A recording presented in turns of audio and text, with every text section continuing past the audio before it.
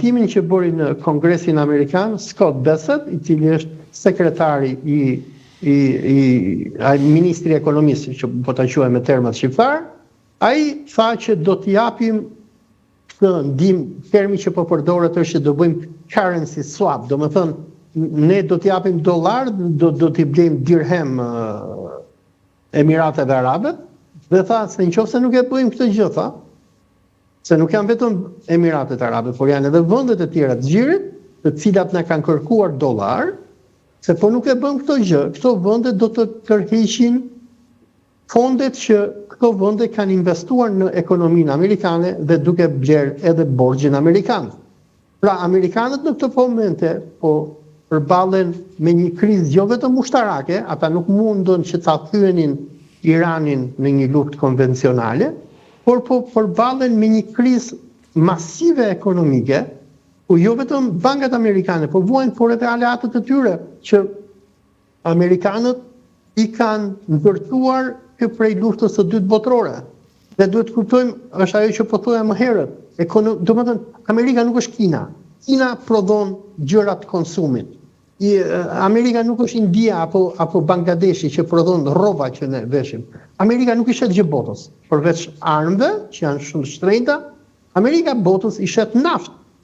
Dhe kjo e ka futur në një krizë masive, jo vetëm Amerikën, por edhe aleatët të saj arab, dhe gjithashtu duhet kujtojmë që në luftën 40 ditore, Irani arriti që jo vetëm shkatronte radarët amerikan dhe izraelit në vendet arabe, por arriti në ditët e fundit të luftimeve që të shkatroj edhe sistemet antiraketore izraelite, ku Irani godiste nga 3 herë në ditë, apo edhe më shumë, dhe qytetarët e Izraelit u detyruan për 40 ditë që të jetonin nëpër tunele.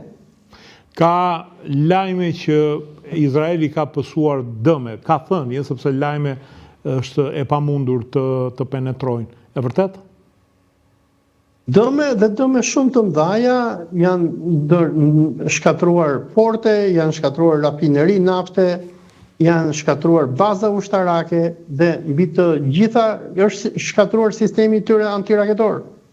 Dhe kjo krizë për personat që ndjekin debatet që bëhen në Izrael, ka quar opozitën, ku në dje dhe partia janë bërë bashkë 2 ish kryeministra izraelit, dhe të gjithë janë quar kundër Benjamin Netanyahu, duan të rrëzojnë, nga që po e akuzojnë Netanyahu për këtë dështim të madh gjeostrategjik që Izraeli pati nga lufta 28 shkurtit. Dhe do të kuptojmë që luftën e 28 shkurtit kundër Iranit nuk e nisi Amerika, por e nisi Benjamin Netanyahu.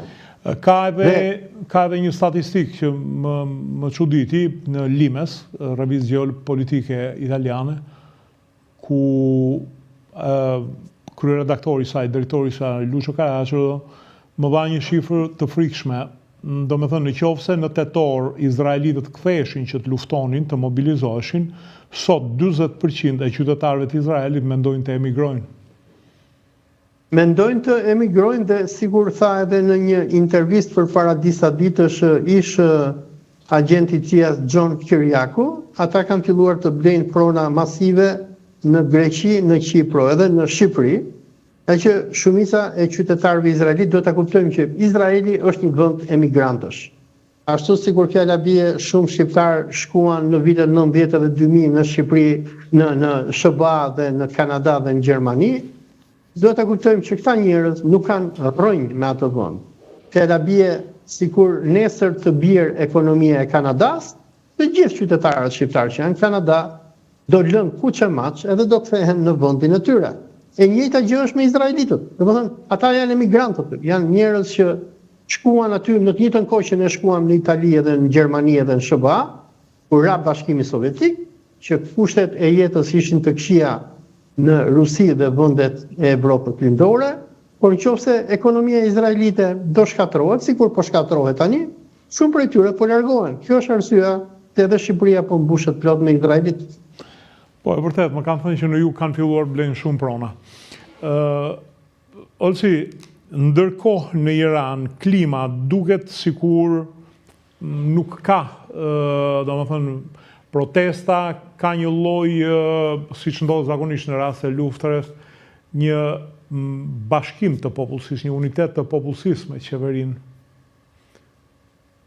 Ka një bashkim të popullsisë me qeverinë, e para, e dyta është që edhe ata persona që deri në janar të vitit 2026 brohorisnin Merkberg diktator, që të thot vdekje diktatore që bëhej fjalë për Khamenein, tani janë bërë të gjithë me djalin e Khameneit, nga që lufta 40 ditore u tregoi atyre që amerikanët dhe izraelitët, të cilët u premtonin dhe i thonin do t'ju japim gjirin, do t'ju shtyrojmë nga mullahët e tjerë, në luftën 40 ditore vranë popullin e pafajshëm. Kanë shkatruar mbi 300 shkolla, kanë shkatruar spitale, hekuruda, rrugë, universitete, dhe edhe ata persona që janë personat më antisistem në Iran, tani të gjithë thonë që jo, ne duhet të luftojmë dhe të mbrojmë vendin tonë.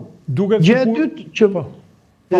dytë që po ndodh që është shumë interesante, për personat që ndjekin lajmet nga Irani, sikur i ndjek unë, viti 2025 ka qenë një nga vitet më të këqija në historinë moderne të Iranit, ku Irani për 8 muaj nuk pa as edhe një pikë shiu.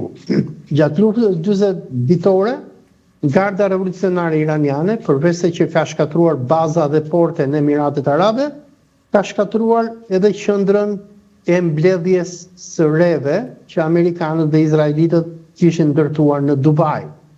Çfarë bëhej me këtë qendër është që mblidheshin re dhe bëhej shi artificial i cili binte në Emiratet Arabe dhe si pasojë nuk ishte shi në Iran. Dhe tani iranianët po thonë që në këto momente në Iran ka shi të papar, ka patur edhe borë dhe përmbytje, dhe sikur thoshte edhe ishte deputeti britanik George Galloway përpara 2 ditësh, dhe tani thoshte edhe unë po e besoj që me të vërtet kriza e thatësirës që kishte goditur Iranin në gjithë këto vite, që ka bërë nëpërmjet modifikimit të kohës. Dhe populli është i lumtur, dhe do të kuptojmë diçka tjetër, që Irani është shumë i madh. Domethënë Irani është, nëse do përdornim hartën e Evropës, nga Portugalia deri në Poloni. Dhe edhe bombardimet që kanë bërë amerikanët nuk kanë patur ndonjë impakt kush e di se çfarë, sepse thjesht gjeografia e madhe e Iranit e bën atë vend që të jetë një perandori, ku për shembull ti ke bombarduar Lisbonën edhe Berlinin, po ke akoma Firenzen edhe ke akoma Amsterdamin ku njerëzit vazhdojnë jetën. Edhe Tiranën. Që njerëzit vazhdojnë jetën. Po. Më bën përshtypje një diçka